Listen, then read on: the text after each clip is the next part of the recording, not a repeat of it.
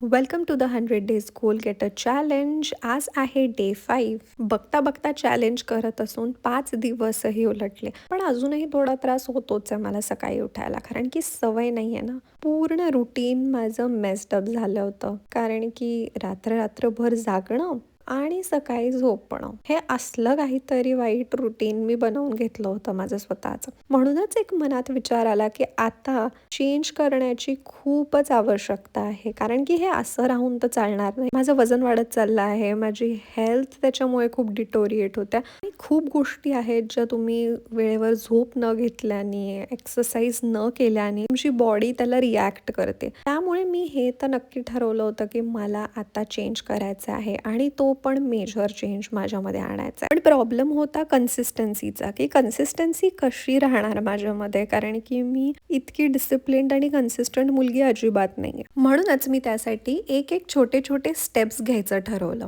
So काय आहेत ते छोटे छोटे स्टेप्स, हे मी तुम्हाला पुढच्या भागात सांगणारच आहेत. सो भेटूया ऑन डे 6 आणि तोपर्यंत लाईक, शेअर आणि सबस्क्राईब करा आणि छान छान भरभरून कमेंट्स करा.